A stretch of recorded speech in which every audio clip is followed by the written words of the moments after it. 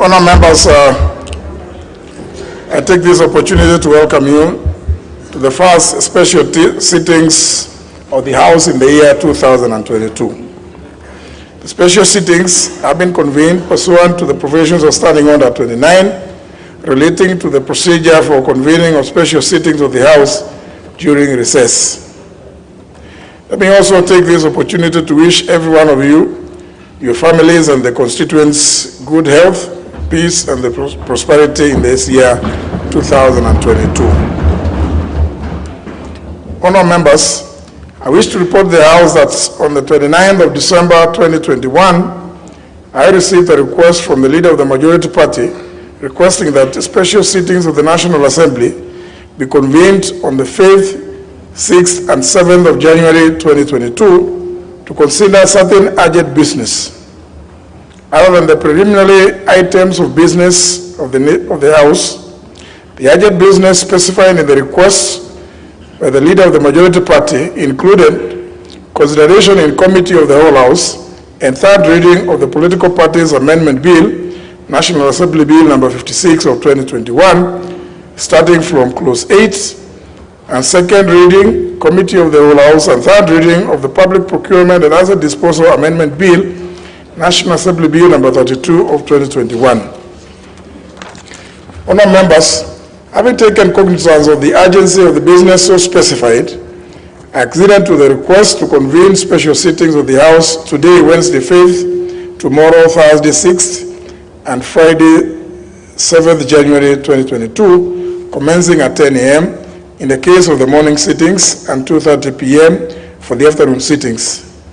Consequently, and in keeping with the requirements of Standing Order 29, I did gazette the same special sittings of the House via the Gazette Notice number 14275, dated 31st December 2021. In this regard, special sittings of the House today, Wednesday 5th, tomorrow, Thursday 6th, and Friday 7th of January 2022 are properly convened. Now, members, let me resume my seat to allow the members at the door to make their way in. Please do it quickly.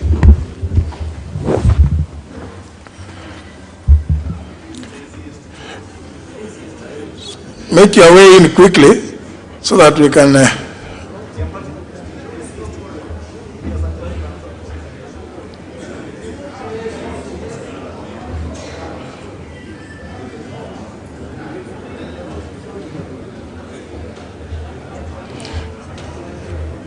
looks like some members are more keen on logging in than no, members, just make you can go and log in later. I'm aware that some of you log in and disappear. So just make your way in if you intend to show yourself in as having been in the House. I'll ignore the member who appears to be very busy on his phone from the villagers.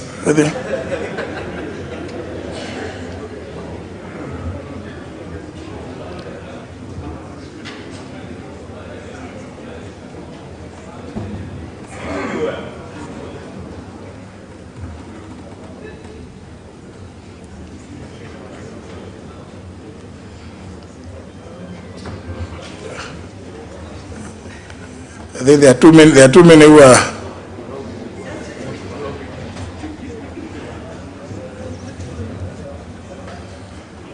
Those of you who are making your way in, you run if you don't come in, you run the risk of having to stand there until I finish this communication.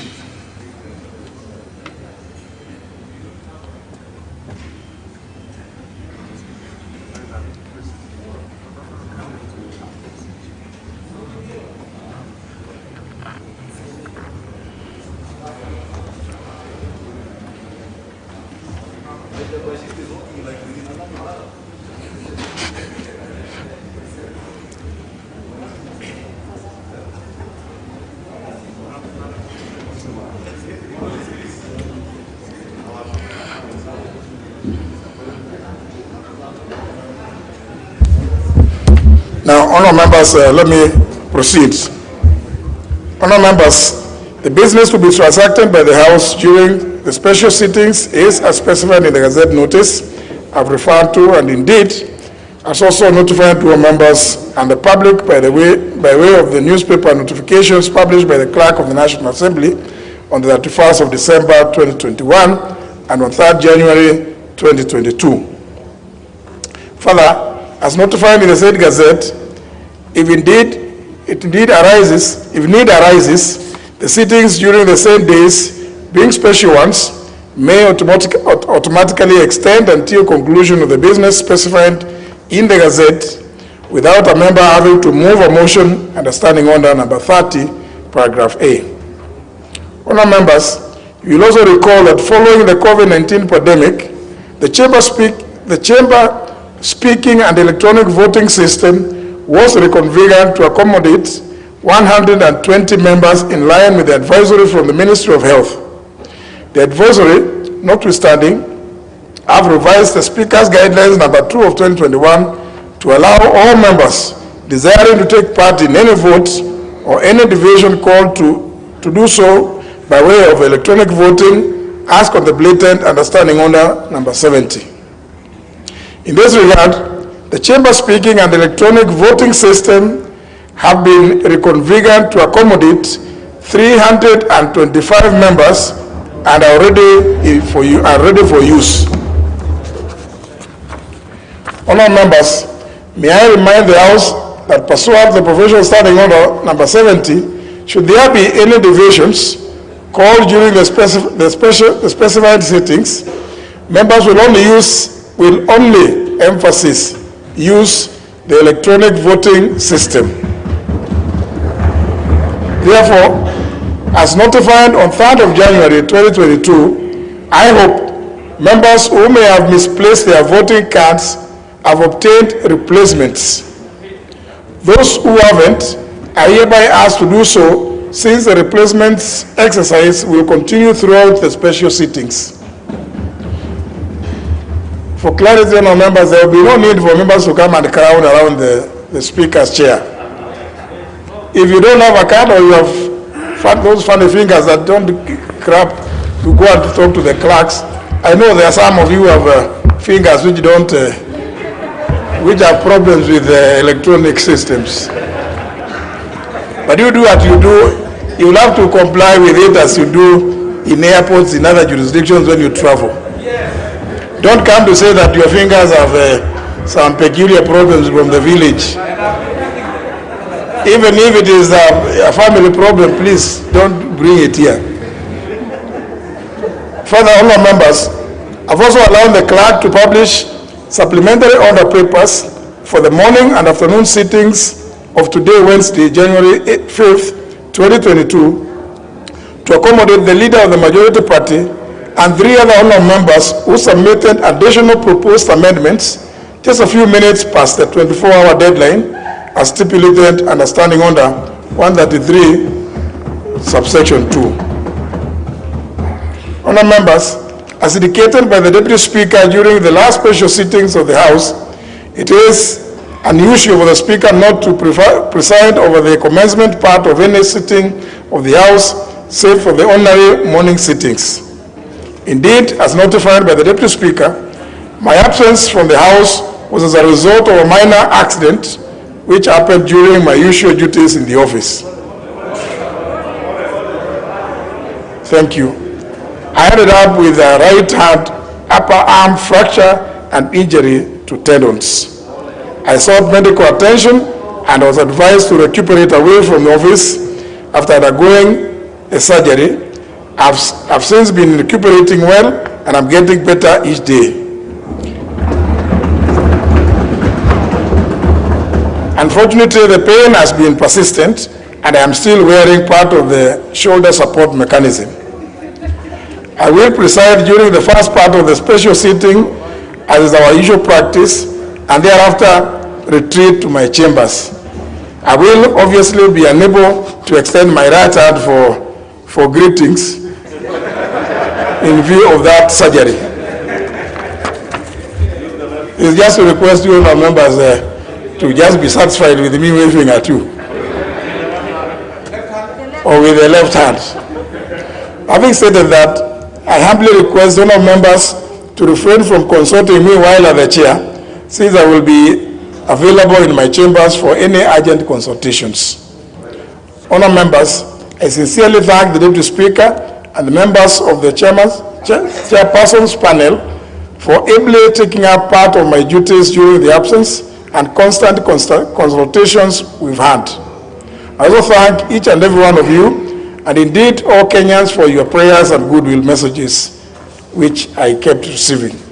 Honourable members, as we transact the important business before the House during the special sittings, I urge all of members of this august House to conduct themselves with patience and decorum. You will also agree with me that legislative business is largely about genuine debate and persuasion. At the end of it all, as indeed guided by the old parliamentary dictum in a democracy, the minority will have their say and the majority will always have their way.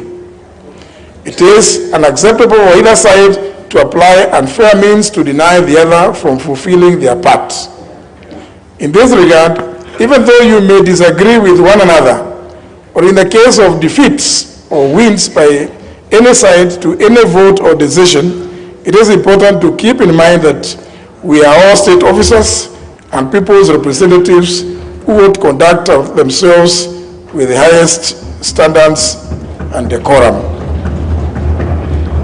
The House is accordingly guided, and I urge you, honourable members, since debate on the first business was concluded in second reading, and I want to confirm that I have participated in a consultation that resulted in the very limited contributions by movers of proposed amendments to merely explain the purpose and purport of their proposed amendments, have one or two members second or disagree, and then put the matter to vote on our members.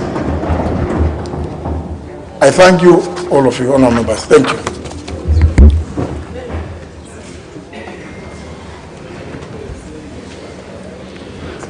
Order number 3, messages.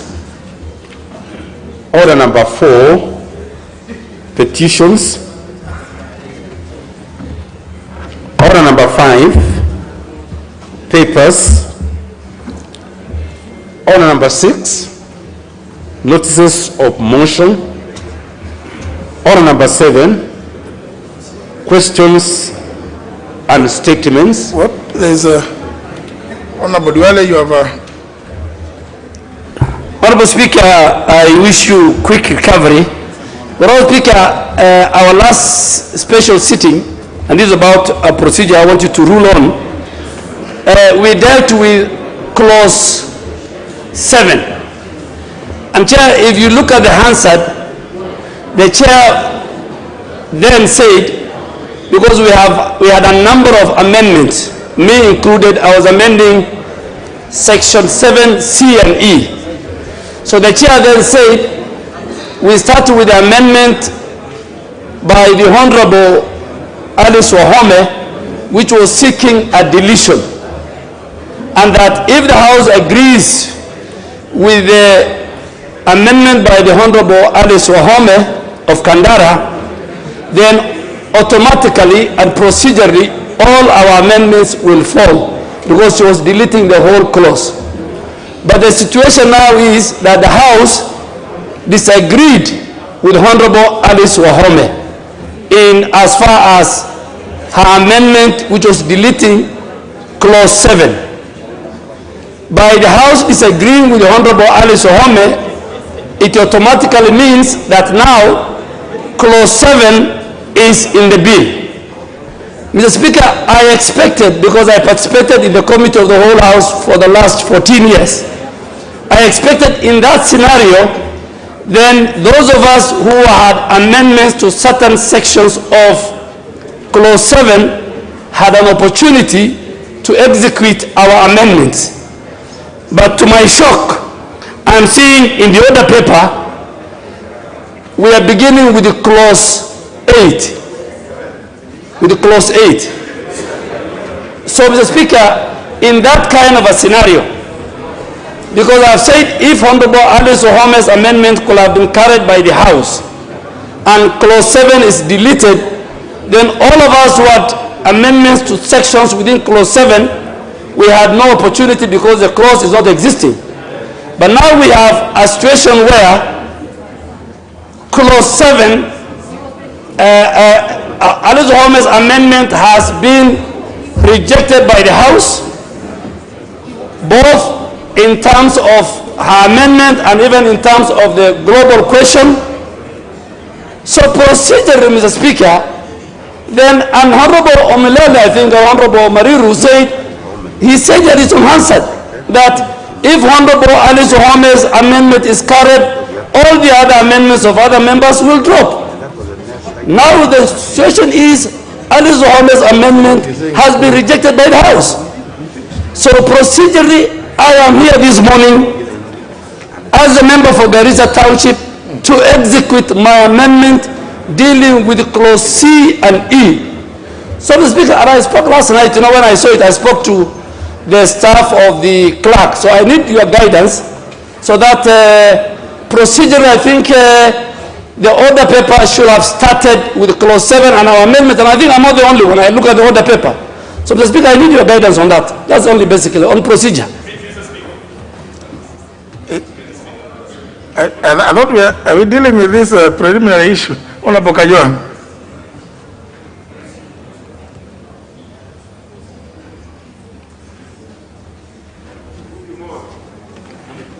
You have a problem in that. You have a problem in that I am not able to under the right hand. To extend the right hand as I should. Mr. Speaker, sir, good morning. We are all excited to have you presiding over this session. Mr. Speaker, sir, Honorable Duale, member for Garissa Town, raises a pertinent issue and requests for your direction on the matter. But even as you think through to give directions on the matter, may I add that a few things happened on that day that are important to think through. The Hansard, when you retire and look at the Hansard, will show that it is true that Honorable Alice Wahome's amendment were negatived. And I'm speaking as the Vice Chair of the committee that was prosecuting those amendments. It was negatived. She was seeking the deletion, and ordinarily it would have worked. I have been in the panel, and so I know something about that. Ordinarily, then the other movers of the amendments would have then rose in their places to execute the amendments. But soon after Alice Wahome's amendments were dropped, we went to the global question. The Hansard will show you that very clear. We went to the global question, and it was put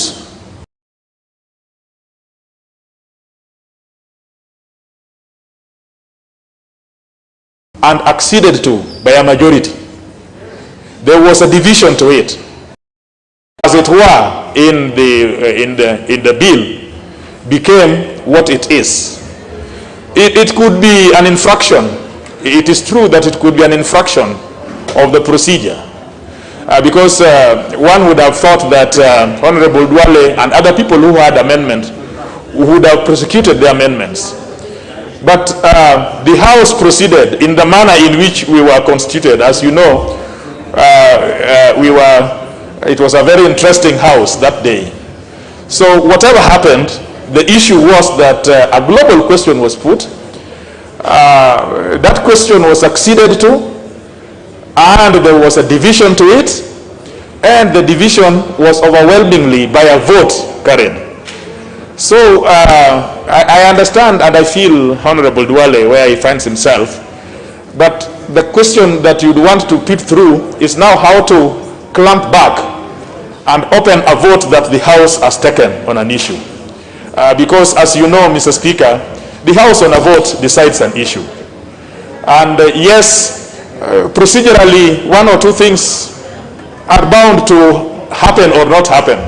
But once a House has taken a decision on something, especially when a division has been taken on an issue, you will want to think through how you want to clamp back on that. The second thing, and the last one, is that soon after, Honorable Murugara, I'm sure the Speaker will recognize your presence. But the second thing and the last one, immediately after that happened, a section of members decided to leave the chamber in the middle of a division, which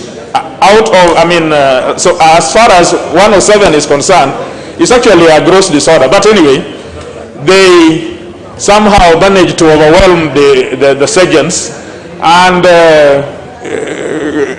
opened the doors, opened the bar, and opened the doors and left the chamber. And after that, a lot of procedures were taken procedurally. The house in committee was reported to the the committee was reported to the house, and votes were taken. And it was not a vote by a section of people, it was a vote by the whole house, and there were dissensions, the nays and the ayes. So the question you want to reflect upon, Mr. Speaker, this morning, other than what Honorable Dwale said, is how then would our Speaker be able to open back and clamp back on decisions which have been validly taken by the House, knowing that the decisions of the House are valid. The Constitution says that the decisions are valid notwithstanding infractions of procedure. And I think that must be in, I think, again, 108 or 107 of the Constitution of Kenya. I thank you, Mr. Speaker. Honorable Murugara.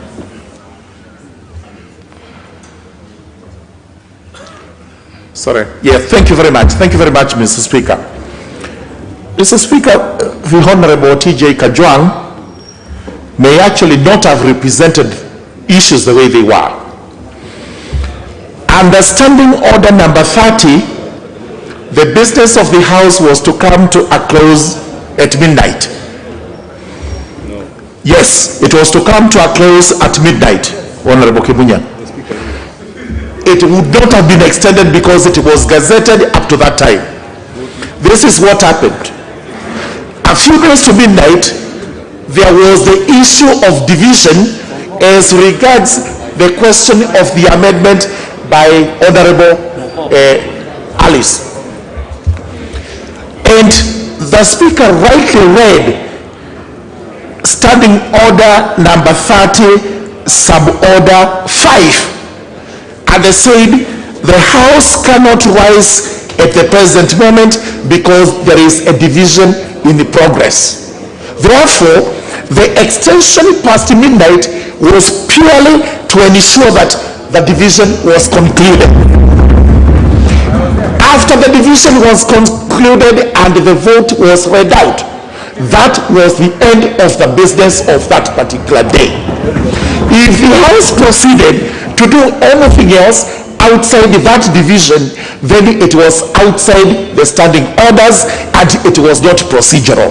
And therefore, the Honorable Dwale is right to say the issue of amendment by Honorable Alice was actually concluded through a division. After that, the House should have rose so that the rest of the amendments would be canvassed on the next sitting. If anything was not done that way, it is a procedural, and Honorable Speaker, you have to revisit, think about it, and give us a proper direction. Thank you, Honorable Speaker. Honorable, let me hear Honorable Junet. It's been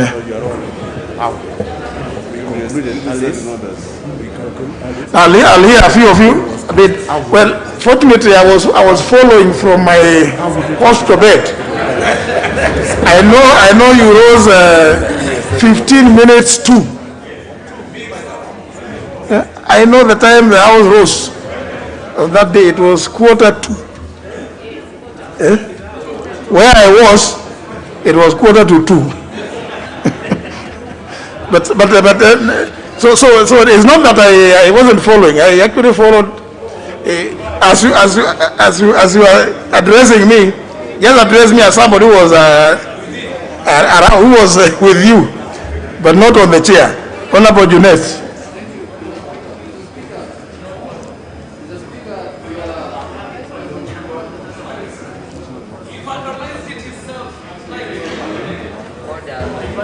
Mr. Speaker, I totally agree with you that your presence was felt. Even your spirit was around.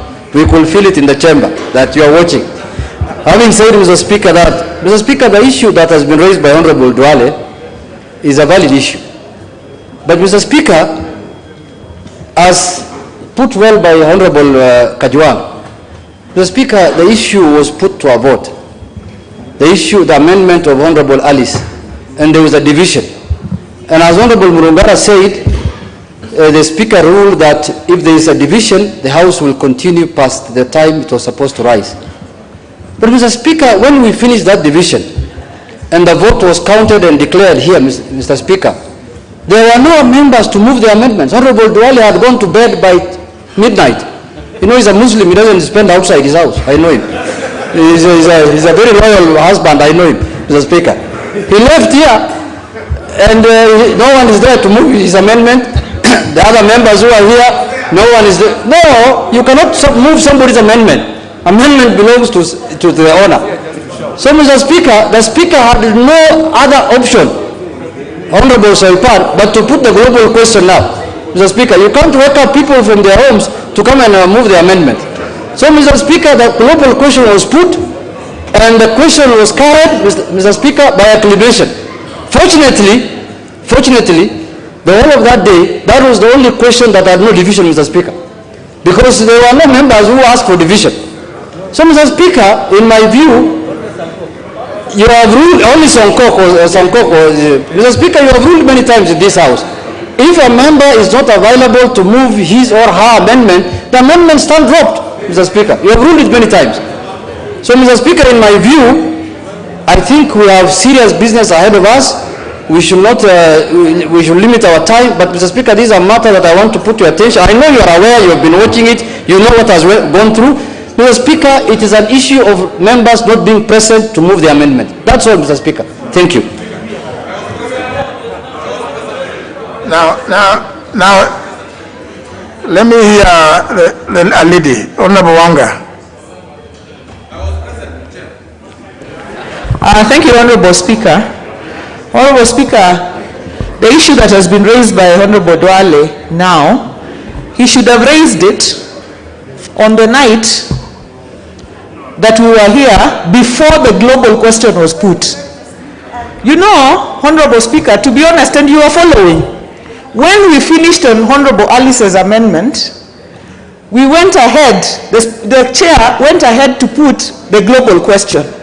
Honorable Duale was here, all those other people were here, nobody rose in their place to say that the global question has been put, yet my own amendment has not been addressed. So, Honorable Speaker, for Honorable Duale to rise now, he is many hours late because the global question was put and executed. And in any case, as Honorable TJ said, the members that are rising in their place lost the right because they were grossly disorderly by opening the bar and leaving in the middle of a division. Honorable Speaker, that was grossly disorderly. And in fact, to come back and raise that issue when they actually left the House in the middle of a division against the standing orders is really out of place. So Honorable Duale and the other members who had amendments should have raised this issue before the global question was put. But now, after Honorable Alice's amendment was prosecuted and defeated, the chair went ahead to put the global question that clause 7 be part of the bill. They remained here, they voted against it, and then they left in the middle of the division, and then they come back and say, we had amendments to clause 7. It is completely out of order, Honorable Speaker. And in any case, they should be found out of order for breaking the bar and leaving the House in the middle of a division. It is unacceptable, Honorable Speaker. I thank you. Now, members, I told you, in fact, the point I wanted to address is the one that Honorable Wanga has addressed. After concluding the first division on the amendment proposed by the Honorable Alice Wahome, having been defeated, what then remained was for any other member, since now the clause was there, and the next thing that the chair would do would be to now put the global question for it to be part of the bill. So any member who desired further amendments to it was then at liberty at that point, not any other point, at the point to rise in their places and claim that now that the clause is still there,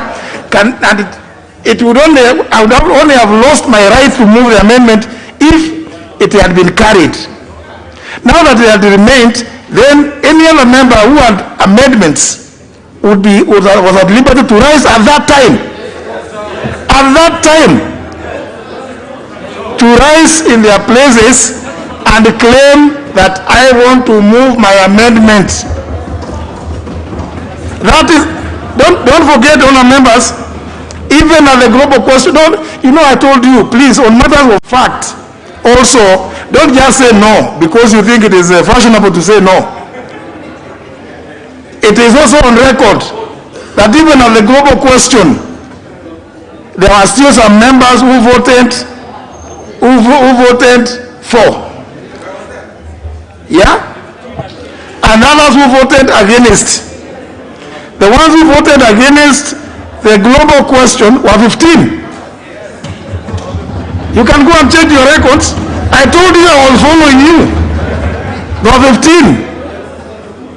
So go and check the record. Just go and check what happened that day.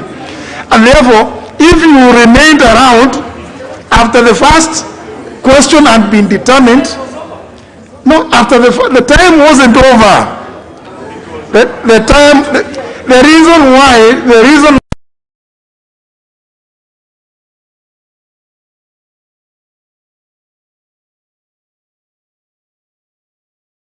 on matters which are factual, please let's not argue.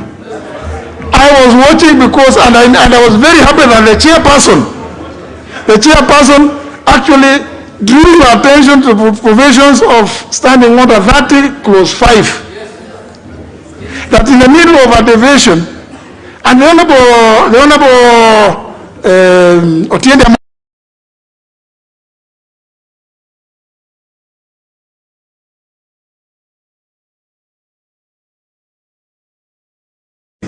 and that is the truth also. It is called a sitting. So when there's a division going on, you cannot raise the issue of time running out.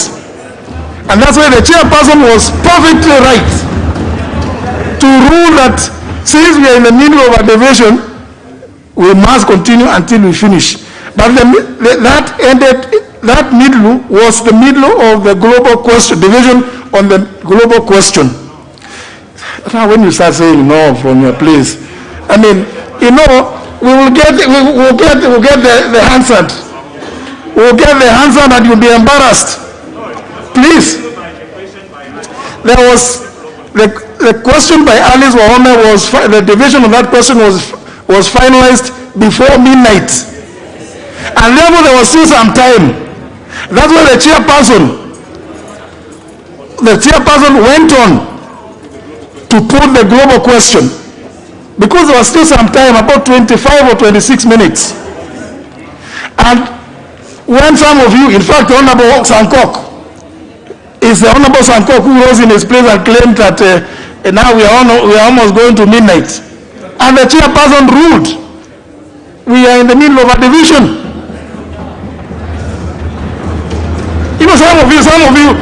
Some of you seem to forget when you go for weekends. Don't get contaminated with what happens over weekends. The Honorable Sankok, you raised the issue of that we are almost close to midnight. You raised the issue of that we are almost close to midnight. it will. Now, you know, honor members, because now we must restore order in this house. Can I get the handstand? And if it shows that it was a global question, the Honorable Sankok, you will be thrown out of this house for the balance of the day. You cannot be doing this. This is not the way business is transacted. Can you get the handstand? It was. You cannot.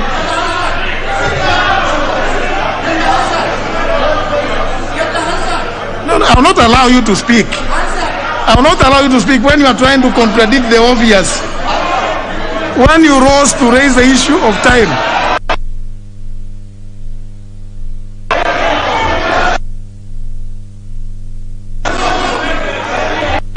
Honor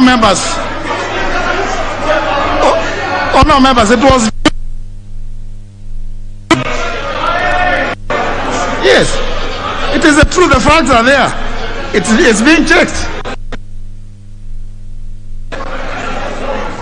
So please don't just say it wasn't. Yet you know.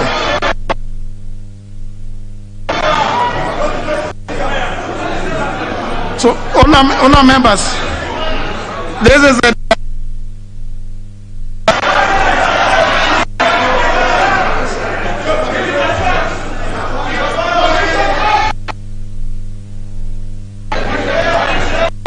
honor members.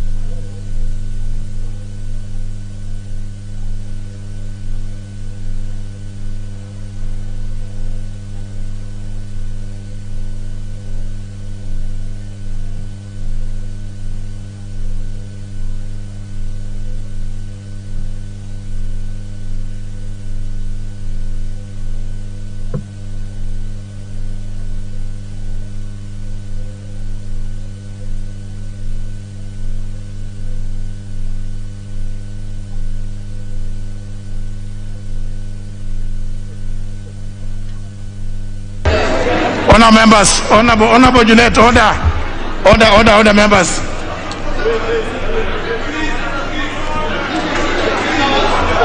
Order members.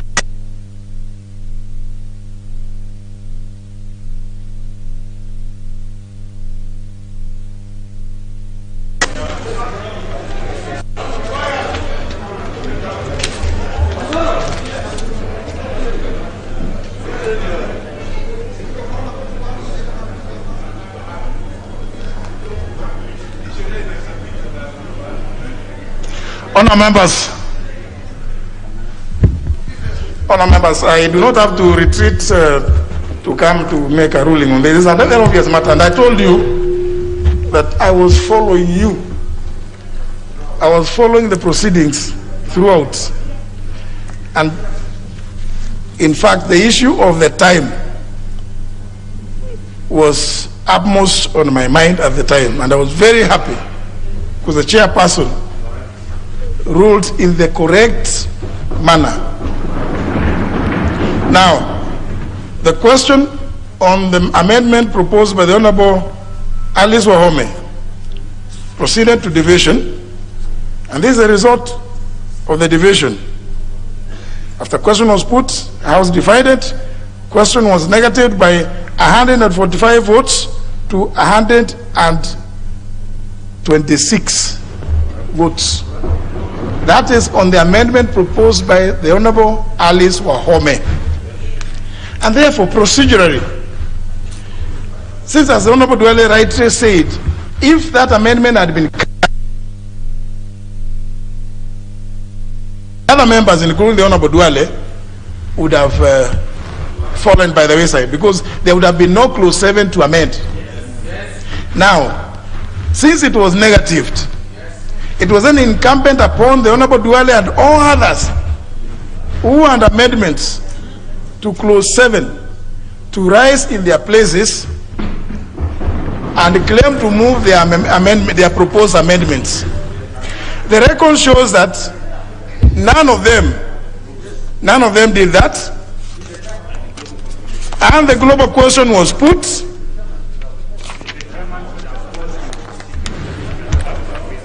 If you see it on your right, even equity does not help the indolent, because they proceeded to even ring the division bell for the global question.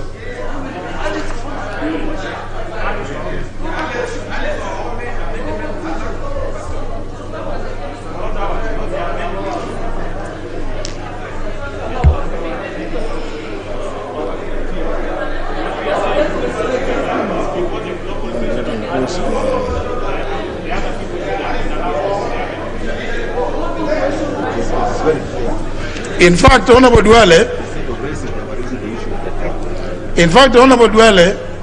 the record shows you to have been one of the members who was raised the issue of time. Yeah? So you are not raising the issue about whether you to move your amendment. But there was still time, there was still 20, if you look, we'll get the actual time. You know, you are at liberty. You are at liberty, honourable members, to rise in your place and say, before you put the global question, I also have my amendment. It appears that most of you got excited and got carried away with what was happening. You forgot that you had amendments. The record of the House shows, honourable members, the record of the House shows that the business relating to clause 7 was concluded. This is I'm just reading what is the Hansard and reported. In fact, where's the figures? At the very end. Even the figures. The figures are somewhere there.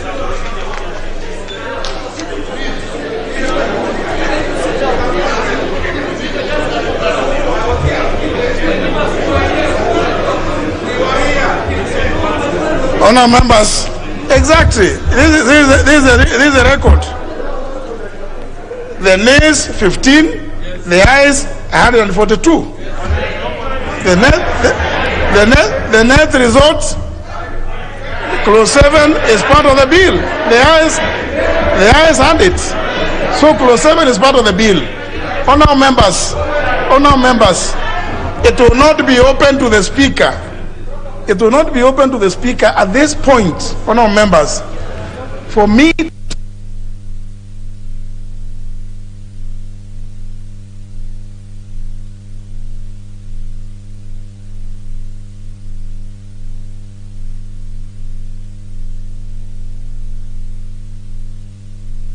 all I would want to ask you is, please, whatever happens, just if you have an amendment, just Honorable Sankok,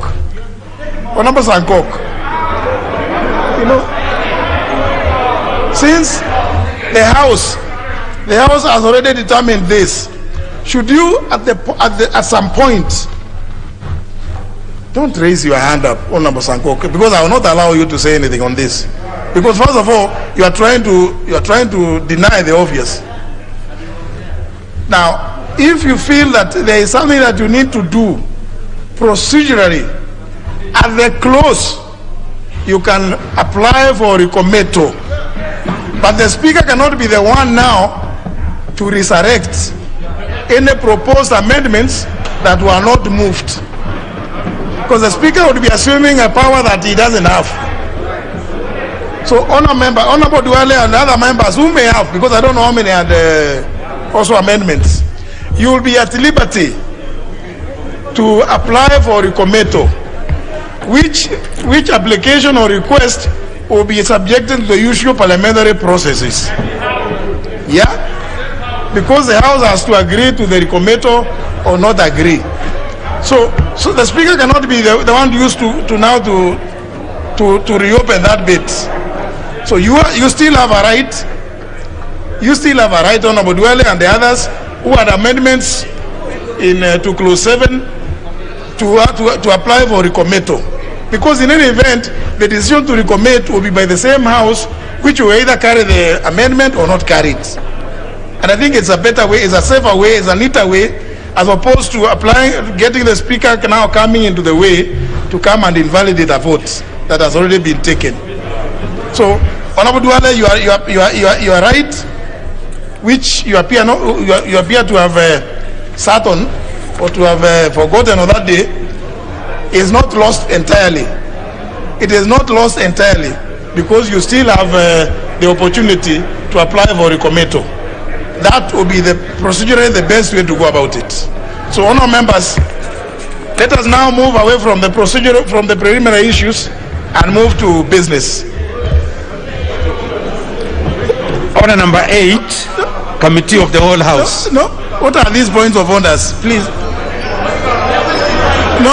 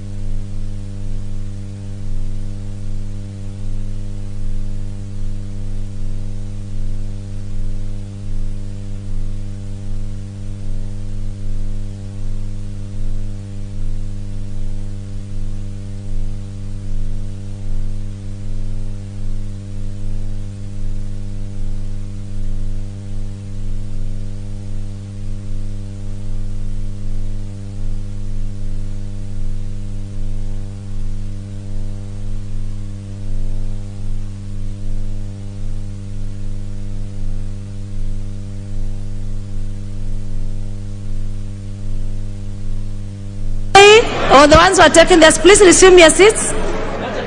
Order, members. Order.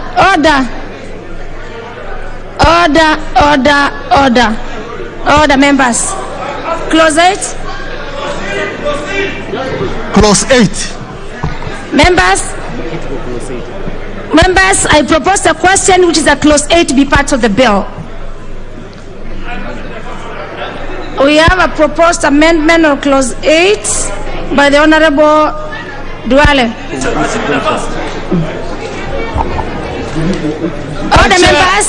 all the members, so that we do not say we did not know the import of the proposed amendment, please give time to Honorable Duale to move his amendment.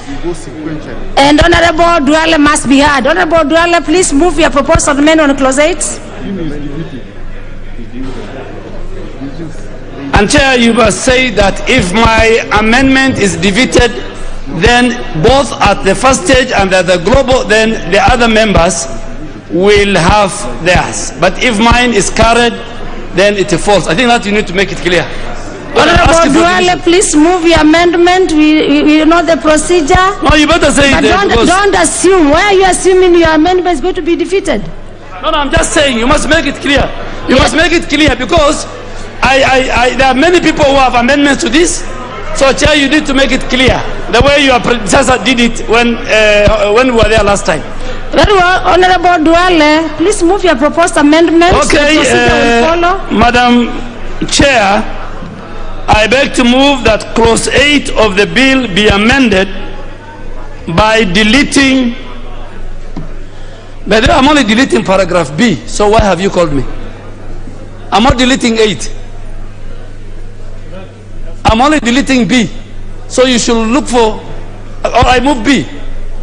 Is there anybody who's deleting the whole clause? So I continue?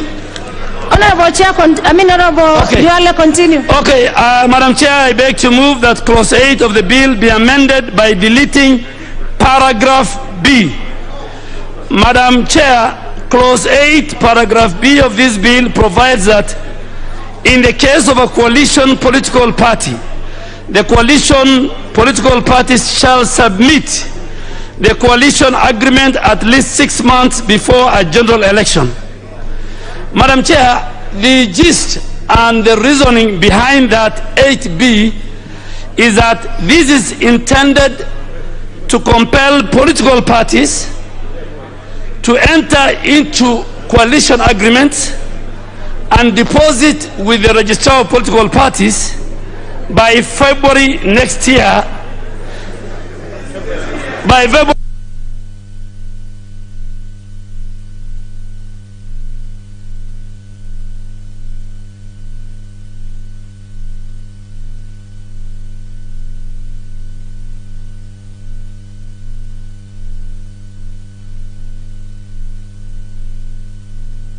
My honest opinion and submission that this House and its committees should not, and I say should not, be used as a decoy legislation to sanitize the character of certain leaders and parties who are known for political deceit.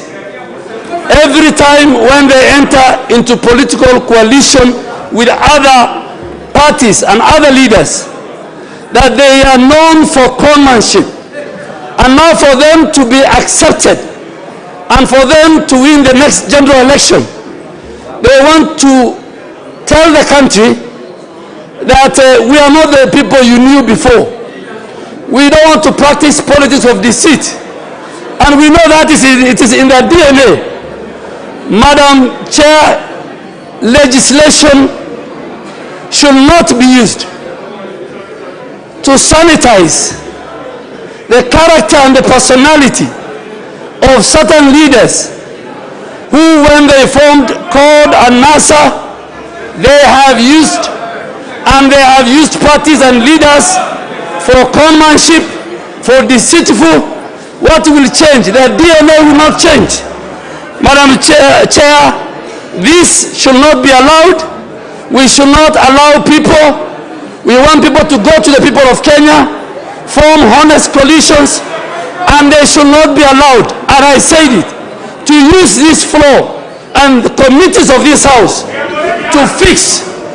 Madam Chair, the member for Ruaraka. Honorable Duale, don't listen to other members. Please prosecute your Yes, I'm about to finish. The member for Ruaraka, we are not in Uhuru Park where you throw in a certain character. No. Honorable Duale. Yes. Honorable Duale, please let us be relevant. I will be heard. I I will be Please be relevant so that we can make progress. in conclusion, Madam Chair, clause 8 is mischievous. Clause 8 is being used by dishonest leaders as a decoy to achieve political interests. Very well. And my chair, my proposal to delete is based on that. Very well. I ask the House to agree with me. Very well. Very well. With that import, nothing is out of order.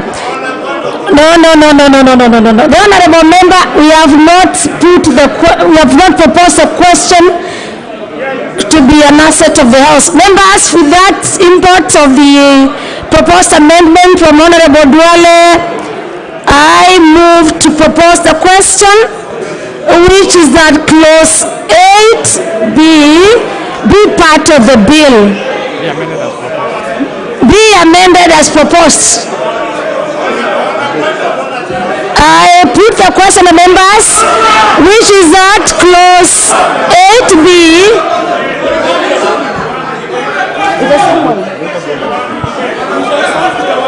Okay, very well.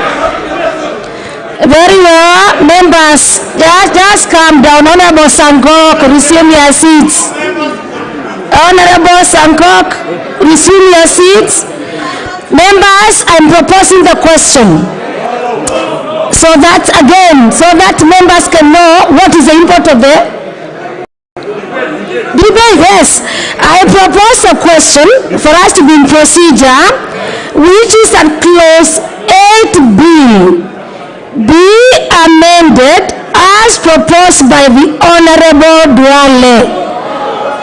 Then I give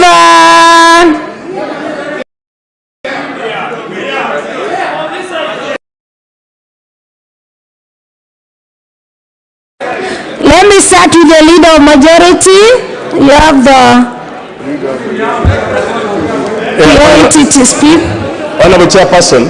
All the members. Honorable Chairperson, let me start by wishing the members a happy new year.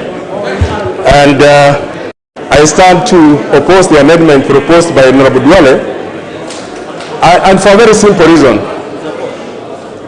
In 8A, we are admitting and accepting the issue of coalition parties are here to stay, and nobody is objecting that.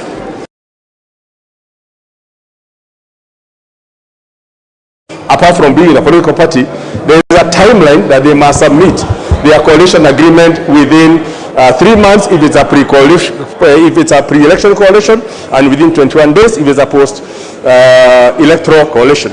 Now, for a political party, which is different from the general coalition, we also need to have a timeline when that political coalition party agreement must also be submitted for the general information of the public, of the voters, of the members, so that everyone knows that this is what is contained within this coalition, to avoid surprises coming out.